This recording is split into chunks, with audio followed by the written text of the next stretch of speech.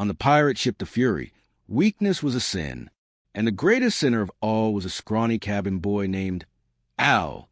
He was Captain Gareth's favorite punching bag, the target of his cruelest lessons, a constant reminder that only the strong survive on the merciless seas.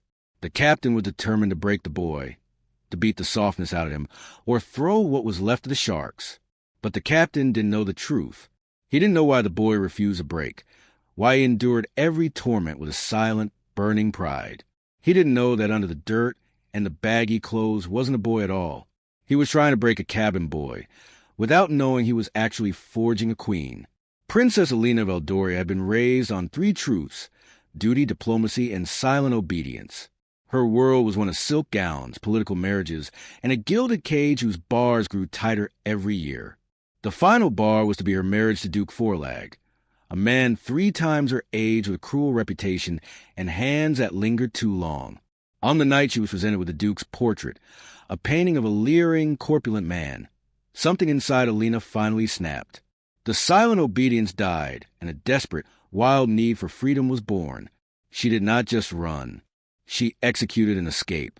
In the dead of night, she sheared off her long, golden hair with a stolen dagger, the silken locks falling to marble floor like a shed skin. She bound her chest with strips of linen until her curves vanished. She stole a stable boy's rough-spun tunic and trousers, rubbing dirt on her face to hide the last traces of royal softness. She was no longer Princess Alina. She was just Al, a boy with nothing to his name but a fierce, desperate glint in his eye. Her plan was simple: get to Port City, find passage on any ship sailing to free colonies, and disappear. But desperation makes for poor choices. The only ship willing to take on a scrawny, inexperienced boy without asking questions was a pirate vessel, the Fury. Its name should have been a warning. Its captain was a legend of a darker sort. Captain Gareth the Fury had earned his name. He was a mountain of a man, carved from oak and anger. He ruled his ship with an iron fist and philosophy as sharp as his cutlass. The sea was a crucible, and it was his duty to burn away the dross. He believed that pity was poison, and mercy was a disease that could kill a crew. When he saw Al, standing nervously on the dock, he saw everything he despised: a soft, frightened boy who looked like he'd never seen a real day's hardship. "You think you have what it takes to sail with me, boy?" Gareth had sneered, looking him up and down with contempt. "I can work hard," Al had replied, her voice pitched as low as she could manage, her heart hammering against the linen bindings. Gareth had laughed, a harsh, grating sound. "We'll see about that." Alina's hell began. Gareth seemed to take a special, personal interest in her torment. He assigned her the worst jobs: scrubbing the deck with a brush that was too heavy, cleaning the filth from the bilges, mending sails with hands that were quickly rubbed raw. And he was always there, watching, his shadow looming over her. He never called her Al. He called her worm, runt, useless.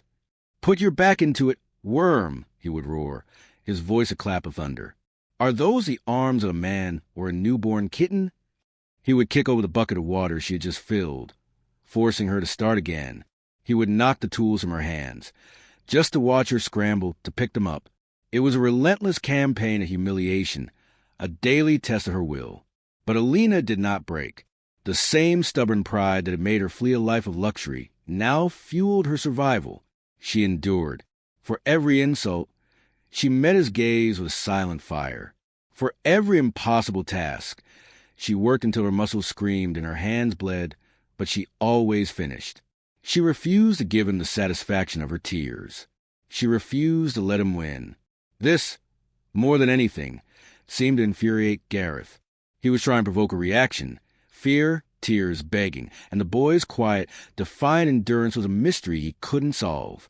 He would push, and the boy would just absorb it, his green eyes staring back at him with an unnerving intensity. It was like striking flint against stone. He expected to crumble, but all he got was a spark. The rest of the crew, following their captain's lead, treated Al with a casual cruelty. They tripped him, stole his meager rations, and made him the butt of their crude jokes. But no one dared to go as far as the captain. They sensed that the boy was Garrett's personal project, his to torment and, strangely, his to protect.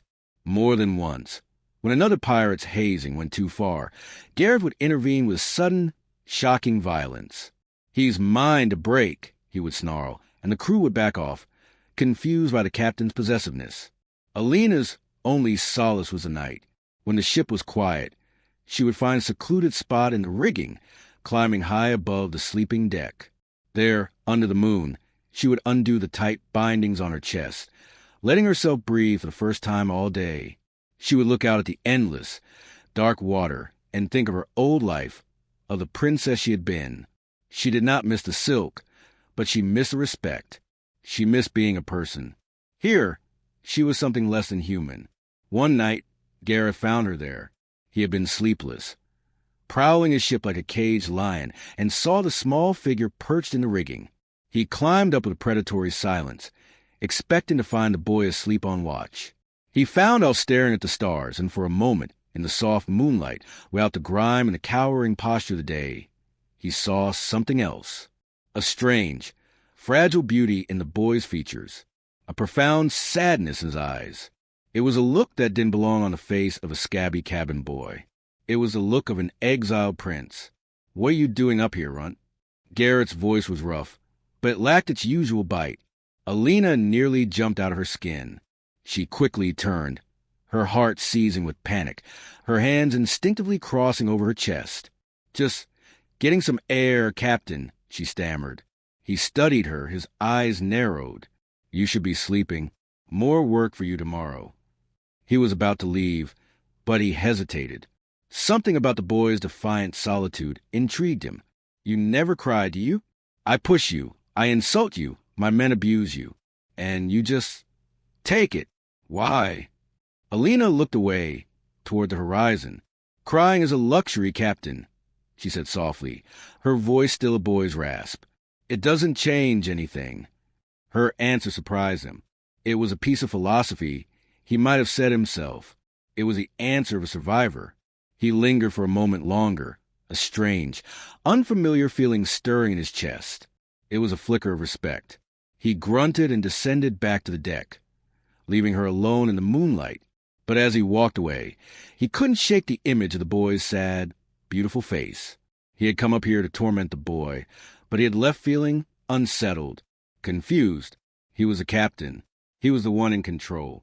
But for the first time, he had a distinct feeling that the scrawny, silent cabin boy on his ship was keeping a secret far bigger and more dangerous than he could ever imagine. And he found, to his own profound irritation, that he desperately wanted to know what it was. The encounter in the rigging was a subtle but seismic shift in their dynamic. Gareth's torment of Al did not cease, but its nature changed. It became less about breaking the boy and more about understanding him. His tests became more complex, his observations more keen. He was no longer just a bully. He was an investigator, trying to solve the puzzle of the cabin boy who refused to act like one. He would set impossible tasks, not just of strength, but of intelligence. He ordered Al to help the ship's quartermaster, a grizzled old pirate named Silas, with the ledgers. Gareth expected the boy to be illiterate, another point he could mock. Instead, Silas reported back in bewilderment that Al not only could read and write, but his handwriting was as neat and elegant as a royal scribe's. "And numbers, Captain," Silas had said, scratching his head. "The boy does sums in his head faster than I can on the page. It ain't natural." Gareth said nothing, but he filed the information away. He then assigned Al to the ship's cook, a brute of a man who ruled his galley with a ladle and a temper. The cook tried to bully Al, but the boy, surprisingly, knew his way around herbs and spices. He made small suggestions, subtle improvements to the dreadful ship's stew, that earned him a grudging respect from the cook and appreciative murmurs from the crew. It was the knowledge of a noble's kitchen, not a peasant hovel. Each new skill, Al revealed, was another piece of the puzzle that didn't fit. Cabin boys were supposed to be ignorant, clumsy, and fearful. Al was literate, surprisingly knowledgeable, and possessed a quiet, unnerving dignity that even Gareth's constant abuse couldn't entirely strip away. The more Gareth tried to humiliate him into being a commoner, the more Al's noble upbringing shone through in the cracks. For Alina, this new phase of her life was a high-wire act. She had to constantly be on guard, measuring every word, every action, revealing her knowledge was a risk. But it was also a way to carve out a sliver of value for herself, to be seen as something more than the ship's dog. She began to find a strange, perilous rhythm in her life on the Fury. The work was backbreaking, the insults were constant, but she was surviving. She was becoming stronger, her body hardening, her spirit being forged in the fires of Gareth's cruelty. The true test of their evolving relationship came during a storm. It was a vicious squall that appeared out of nowhere, tossing the ship like a child's toy. A rogue wave crashed over the deck, snapping a line that held a stack of heavy cargo crates. The crates began to slide across the slick, tilting deck, directly toward a young, inexperienced pirate who had frozen in terror. Without a thought, Al moved. She threw herself at the young man, pushing him out of the path of the sliding crates an instant before they would have crushed him. She was fast, but not fast enough. One of the heavy crates slammed into her side, pinning her leg against the mast. A sharp, sickening crack echoed in the storm, followed by her own choked cry of pain. Gareth, who was at the helm, saw the whole thing. He barked orders, his voice cutting through the roar of the wind. "Secure that cargo. Get the boy to my cabin. Now!" The crew, stunned by A.L.'s selfless act of bravery, rushed to obey. They lifted the crate, freeing her crushed leg. The pain was excruciating, but Alina bit down on her lip, refusing to scream, her eyes watering. As they carried her, she fought to stay conscious, her mind racing. The captain's cabin. That was the most dangerous place on the ship. They laid her on the floor of Gareth's spacious cabin. It was a stark, masculine space, dominated by a huge desk covered in maps. Gareth knelt beside her, his usual sneer replaced by a grim, focused expression. "Let me see it," he commanded. He began to roughly examine her leg. The pain was blinding, and Alina couldn't stop the gasp that escaped her lips. "Careful," she gritted out through her teeth. "I know what I'm doing, Runt." He snapped back, but his hands, surprisingly, became gentler. He was assessing the damage with a practiced eye. "It's a clean break, but it needs to be set properly." He looked at her, and for the first time, she saw not a tormentor, but a captain responsible for his crew. "This is going to hurt." He took a bottle of rum from his desk. "Drink," he ordered. She took a long swallow, the raw spirit burning a path down her throat. As he prepared a makeshift splint, his hands worked near the hem of her trousers. Panic, cold and sharp, shot through her. The bindings, her secret. "No," she said, her voice tight with fear. "I can do it.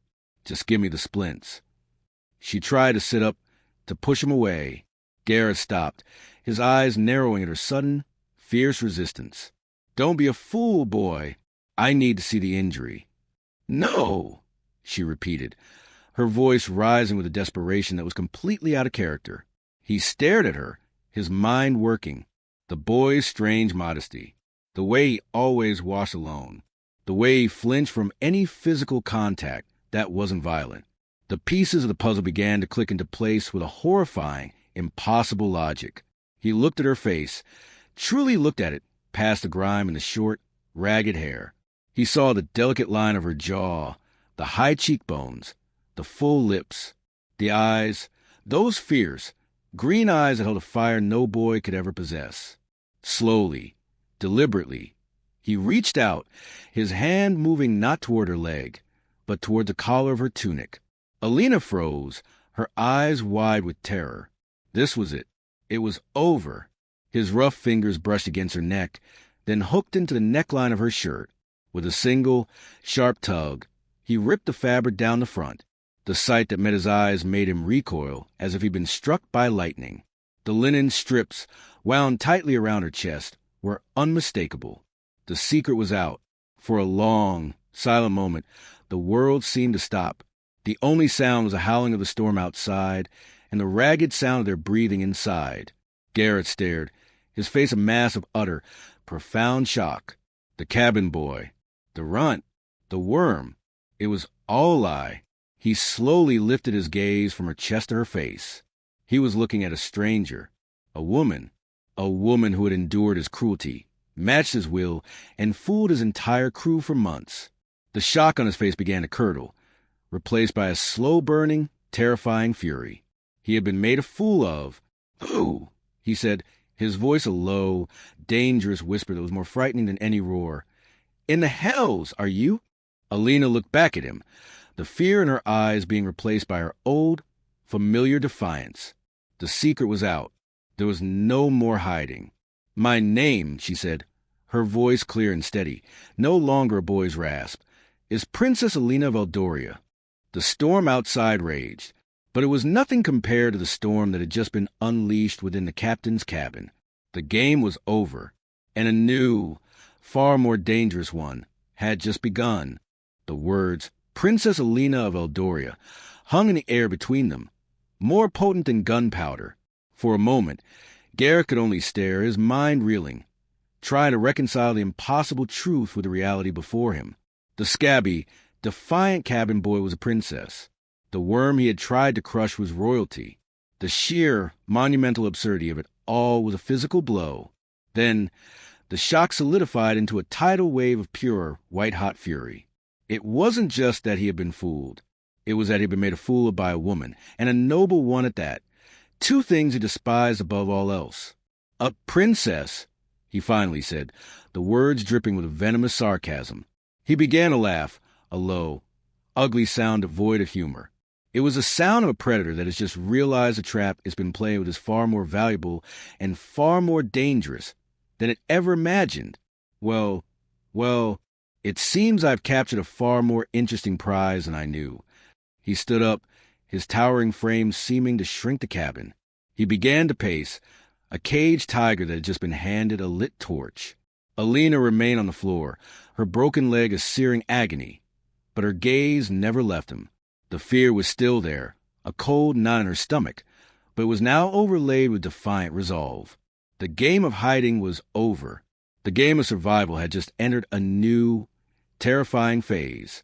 So the running, the hiding, the boy's clothes, it was all an act, he mused, his voice dangerously soft. "Who are you running from, princess?" "That is none of your concern," she replied, her voice steady. He stopped pacing and whirled on her, his eyes blazing. "Everything on this ship is my concern," he roared, kicking a nearby stool, which shattered against the wall. "You have lived under my roof, eaten my food, and endured my lessons, all while lying in my face. Your life belongs to me, which means your secrets belong to me too." He knelt in front of her again, grabbing her chin, his grip like iron, forcing her to look at him. "So you will tell me, or I will find a way to make you.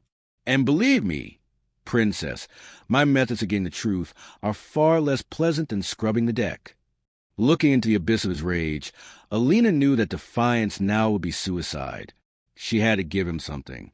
"I was betrothed," she said, her voice tight with pain and humiliation, "to a man I could not marry.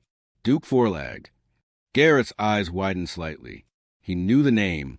Forlag was a fat, cruel slug of a man, known for his depraved tastes and his political power. Suddenly, some of her desperation made sense. "So the little princess grew a spine," he said, a flicker of something that might have been grudging respect in his eyes. He released her chin. His fury was still there, a simmering volcano, but it was now tempered with a cold, calculating curiosity. A runaway princess was a commodity, a valuable one. He stood and went to his desk, pouring 2 glasses of rum. He brought one to her. "Drink," he said again. It was the same command as before, but the context had shifted entirely. She took it, her hand trembling slightly. He watched her, his gaze intense, analytical. He was seeing her for the first time, reassessing every memory he had of Al through this new, shocking lens. The boy's strange elegance, his literacy, his stubborn pride, it all clicked into place. "Your leg," he said abruptly, his mind returning to the immediate problem. The captain in him was overriding the enraged man. A prisoner, especially a valuable one, was no good to him crippled. He set her leg with a grim, impersonal efficiency, the pain so intense that she nearly blacked out. But through it all, she did not scream. She just clenched her jaw, her silent endurance a fresh source of irritation and fascination for him. When it was done, he did not order her thrown back. into the crew's quarters. He pointed to a small cot in the corner of his cabin. "You will stay here," he commanded, "where I can keep an eye on you." And so began the second phase of her captivity. She was no longer Al, the cabin boy. She was Alina, the princess prisoner. Gareth announced to the crew that the boy had been a girl in disguise, a runaway noble, but he forbade them from speaking of it further, under penalty of death. He did not want word of his valuable prize spreading to other ships. Al was officially declared dead, lost in the storm, and Alina became a secret, locked away in the captain's cabin. Her life became a strange, tense domesticity. She was his captive, his prisoner, but she was also his roommate. The cabin, once a symbol of his ultimate authority, was now a shared space. He would work at his maps for hours, intensely aware of her every breath, her every movement. She would sit on her cot, reading one of the books she had found on his shelf, intensely aware of his gaze. The air between them was thick with unspoken words, with a memory of what had been, and the terrifying uncertainty of what was to come. He was no longer cruel to her in the same way. The physical torment and public humiliation were gone, but they were replaced by a psychological warfare that was, in some ways, even more draining. He would taunt her about her soft, noble life. He would question her about the political maneuverings of her father's court, probing for weaknesses he could exploit. And he would watch her, always watching her, as if waiting for the princess to finally crack and reveal the frightened girl underneath. But he also began to reveal parts of himself. In his frustration with her resilience, he would let slip details of his own past. He spoke of a childhood stolen, of a noble house betrayed and burned to the ground. He spoke of his own hatred for the aristocracy she represented, a hatred born of a deep and personal wound. She began to see that his cruelty was not a natural state. It was a shield he had built around himself, a suit of armor forged in the fires of his own tragic past. They were two people from opposite ends of the universe, locked in a room, each a perfect reflection of everything the other despised. He was the brutal chaos that had destroyed her world. She was a genteel order that had destroyed his. And yet, a strange, dangerous connection began to grow in that shared silence. He would find himself leaving an extra blanket on her cot on cold nights. She would find herself cleaning a wound he got in a practice spar without being asked. They were small, unconscious acts of care, betrayals of the hatred they were supposed to feel. He was intrigued by her mind, by a strategic sense that rivaled his own when they argued over his maps. She was intrigued by the flashes of the man he might have been, the leader who protected his crew with a fierce, paternalistic loyalty, even as he terrorized them. The storm that had broken her leg had also broken the seal on her secret, but it had done something else, too. It had thrown them together in a way that was more intimate and more dangerous than either could have imagined. They were no longer captain and cabin boy.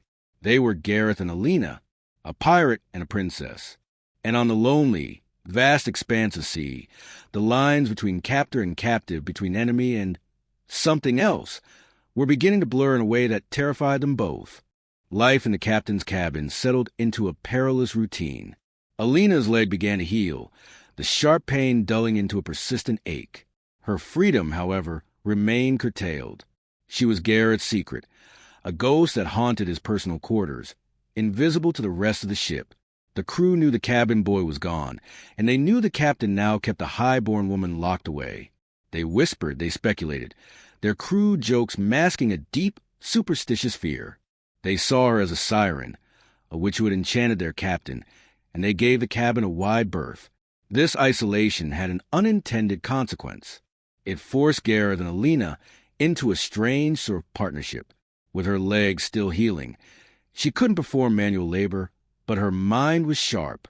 Gareth, in a fit of frustration and boredom, had thrown a book of naval charts at her. "Make yourself useful," he'd snarled. "Find me a route through the Serpent's Teeth shoals that the Imperial Navy doesn't know about." He meant it as a mocking, impossible task. The Serpent's Teeth were notoriously impassable. But Alina, who had spent years studying cartography and naval history in her father's library, took it as a challenge. For 3 days, she immersed herself in his charts, cross-referencing them with old logbooks she found on his shelves. She noticed a discrepancy, a detail about tidal patterns that every other navigator had missed. She found a path. When she presented it to him, he was stunned into silence. He checked her calculations, his initial skepticism slowly turning into a look of profound disbelief. She was right. It was a dangerous, razor-thin path, but it was viable. It was a route that could make him a legend, a ghost that could strike and vanish at will. "How?" he finally asked, his voice filled with genuine awe that startled her.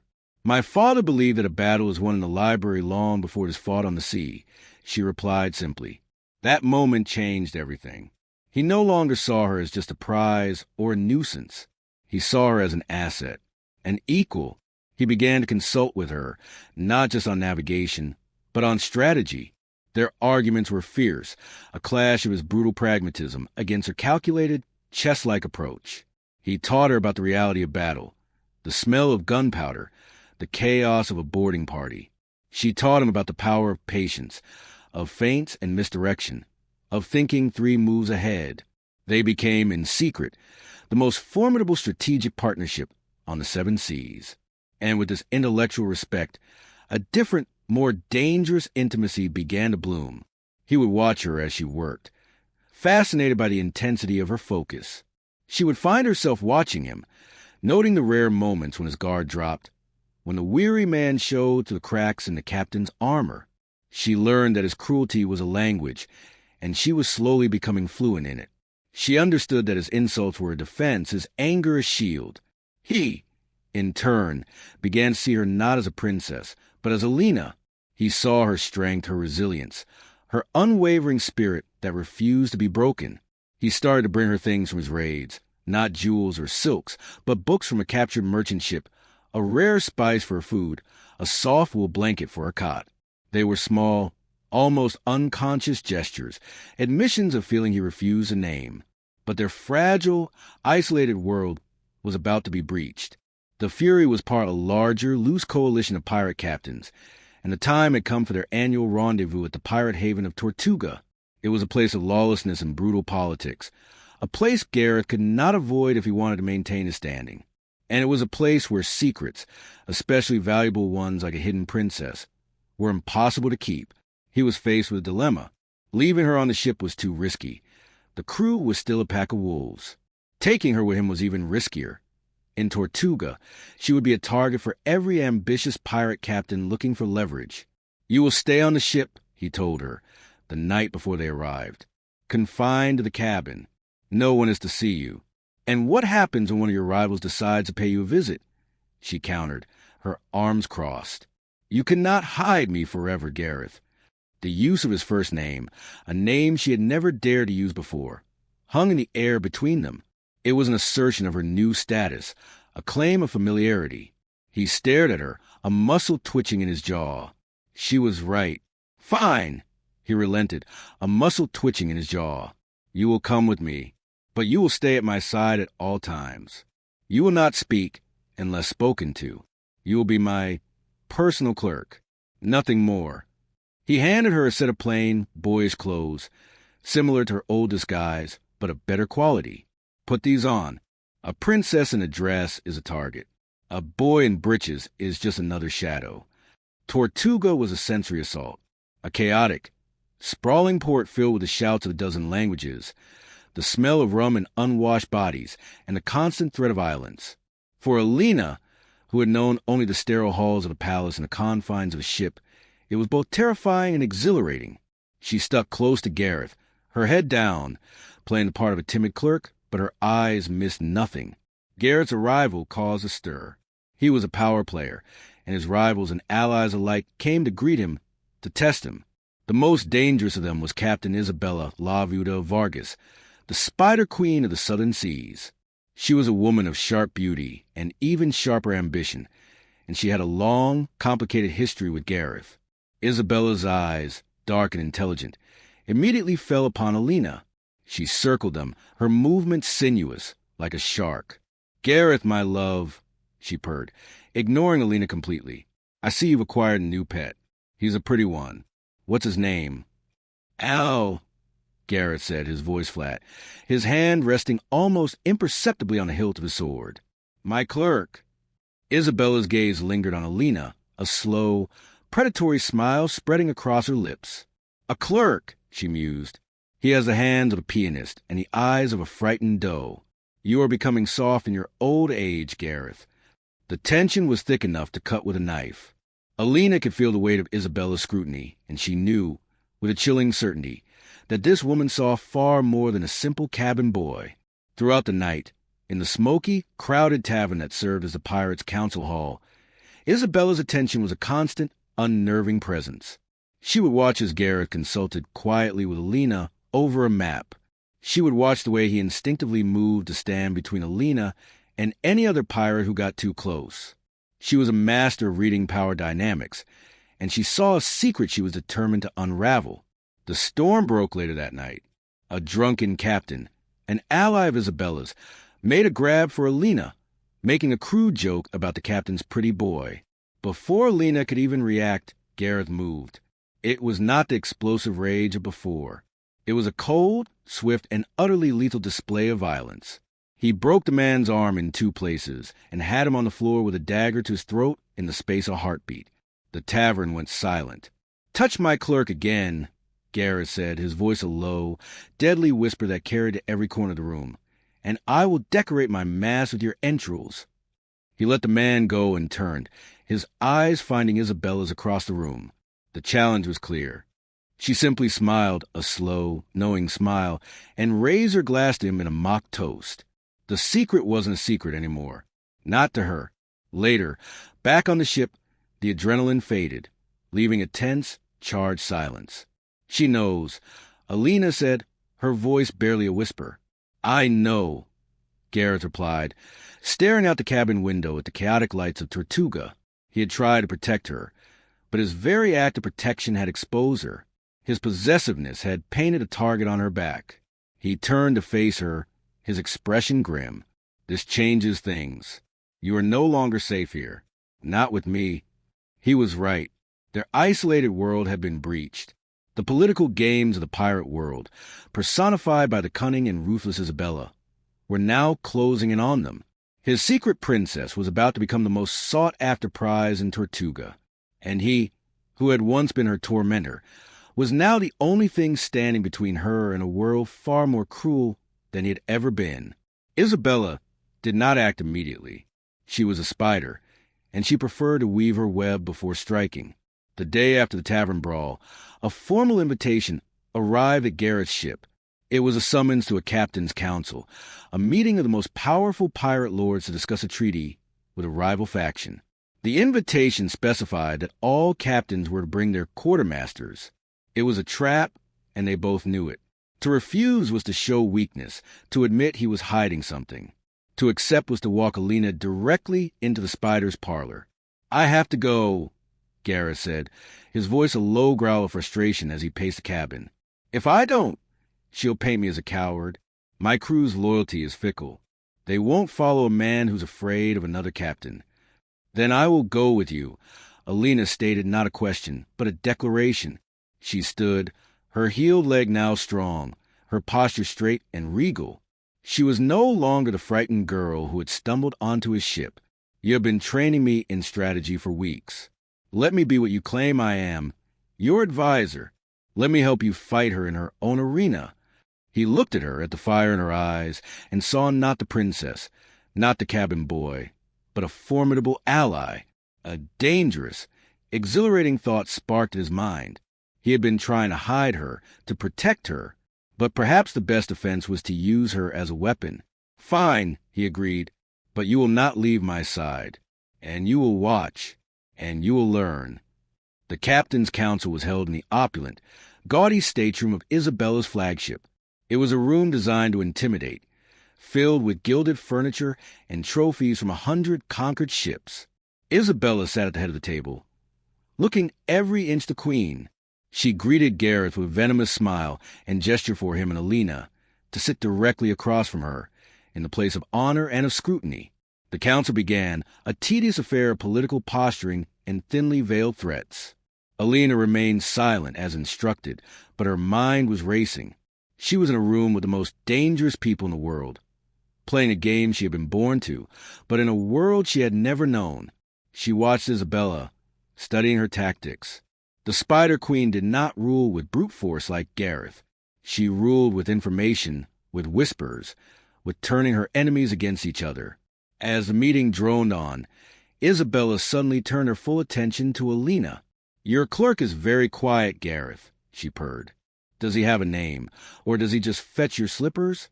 The other captains chuckled. It was a direct challenge. Gareth's hand tightened into a fist under the table. But before he could retort with a threat, Alina spoke, her voice calm and clear. "My name is Captain Vargas," she said, her voice steady. "And I have found that those who have the most to say are often the ones with the least value to add." The room went dead silent. No one spoke to the Spider Queen with such dismissive impertinence. Isabella's smile vanished, her dark eyes narrowing into slits. She had expected a frightened boy. She was facing a razor blade. "You have a sharp tongue for a servant," Isabella hissed. "A sharp mind requires a sharp tongue, Captain," Alina replied smoothly, "as you yourself have often demonstrated." She had turned Isabella's own reputation for wit against her. A slow, dangerous smile returned to Isabella's face. This was more interesting than she had thought. "Indeed," she said. "Perhaps this clerk has an opinion on the matter at hand? The treaty with the Crimson Blades." This was the true trap. If Alina spoke, she would be overstepping her bounds. If she remained silent, she would look like a fool who had just gotten lucky with a single witty retort. Gareth shot her a warning look, but Alina saw the opening. "The Crimson Blades are weak," she stated simply. "Their ships are in disrepair. Their captain is a drunkard. A treaty with them is a waste of ink. What you should be discussing is the Imperial Navy's new patrol routes, which, according to the charts I've studied, will cut directly through your primary smuggling lanes in the next month. You are all arguing over a dying goat while a lion is creeping up behind you." She had laid out a strategic analysis so clear, so precise, that it silenced the entire room. She had learned it from Gareth, from their nights arguing over maps. She was using his own knowledge, his own methods, against his rival. Gareth stared at her, a look of stunned pride on his face. He had brought a lamb into a den of wolves, and the lamb had just revealed that she had teeth of her own. Isabella was furious. She had been publicly outmaneuvered by a cabin boy. Her trap had backfired spectacularly. The council ended with the other captains murmuring in agreement with AL's assessment, their respect for Garrett's mysterious, sharp-witted clerk growing. Back on the Fury, the adrenaline of the confrontation gave way to a heavy, charged atmosphere. "That was a dangerous game you played," Gareth said, his voice low. "It's the only game you taught me," she replied. "You wanted to know if I was strong enough to survive. Now you know." He walked towards her, stopping so close she could feel the heat radiating from his body. The anger and suspicion in his eyes were gone, replaced by something far more intense, something that made her heart beat faster. "I did not teach you that," he whispered, his voice rough with an emotion she couldn't name. "That was all you." He reached out, his rough hand gently touching her face, his thumb tracing the line of her jaw. It was not the touch of a captain to a cabin boy. It was the touch of a man to a woman he was seeing, truly seeing for the first time, not as a princess, not as a prize, but as his equal, his partner. "Alina," he breathed, her real name a prayer on his lips. The air crackled between them. The years of loneliness, the months of torment and tension, all of it coalesced into a single, undeniable point of connection. He was the storm, she was the calm. He was the fury, she was the reason. He leaned in, and she met him halfway, their lips crashing together in a kiss that was not gentle or sweet, but desperate and hungry. It was a kiss of surrender, a confession of a truth they had both been fighting for months. But as they broke apart, breathless, the reality of their situation came rushing back. A single kiss did not change the fact that he was a pirate and she was a princess. And it did not change the fact that they had just made a powerful, vindictive enemy in Isabella. A knock on the cabin door shattered the moment. It was Garrett's first mate. "Captain," he said, his voice grim. "A message from shore. From Captain Isabella. It's not a threat. It's a proposal. A marriage alliance." She is proposing to marry you, to unite your fleets." The words dropped into the cabin like a cannonball. It was Isabella's checkmate. A marriage alliance would make her and Gareth the most powerful force on the seas. To refuse would be seen as an insult, a declaration of war he could not win. To accept, Gareth looked at Alina, at the woman he had just kissed, the woman who was his enemy, his secret, his partner. To accept would be to betray the only thing that had ever felt true in his brutal, broken life. Isabella's marriage proposal was not an act of love. It was a declaration of war, disguised as a treaty. It was a move of brilliant, ruthless strategy that cornered Gareth completely. To accept would be to chain himself to a woman he loathed and to lose Alina forever. To refuse would be to mark himself as Isabella's enemy. And in the cutthroat world of Tortuga, the Spider Queen had more allies, more spies, and more venom than he could fight alone. He was trapped. The days that followed were a special kind of hell. Gareth was forced to publicly consider proposal, meeting with Isabella and her allies, playing the part of the captain weighing his options. He and Alina were thrust back into their roles, the powerful captain and the silent, shadowy clerk. But the pretense was now in agony. Every polite nod he gave Isabella felt like a betrayal. Every moment Alina had to stand in his shadow, watching him court another woman, was a fresh wound. The unspoken truth of their kiss hung between them, a ghost in the crowded taverns and council rooms. Alina saw the trap more clearly than anyone. She saw the net closing around Gareth. Isabella did not want a husband. She wanted his ship, his crew, and his legend, all absorbed into her own growing empire. She would use the marriage to legitimize her power, and once she had what she wanted, Gareth would meet with an unfortunate and very final accident. "You cannot accept," Alina said to him one night, back in the tense privacy of the cabin. "It's a death sentence." "And I cannot refuse," he countered, slamming his fist on a map-covered desk. "She has half the captains in her pocket.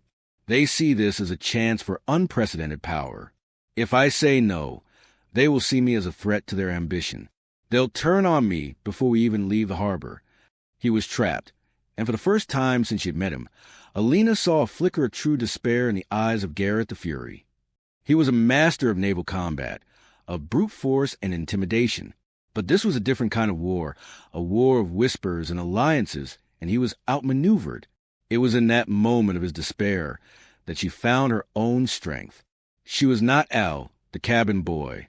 She was not a prisoner.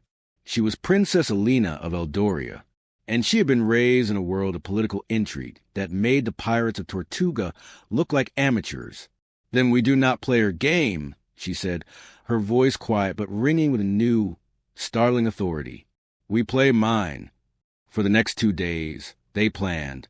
She took his raw, piratical knowledge of the players in Tortuga and filtered it through her own refined, strategic mind. She taught him not just how to fight, but how to manipulate, how to find the cracks in Isabella's alliances, how to turn her greed and ambition against her. They were no longer captain and clerk.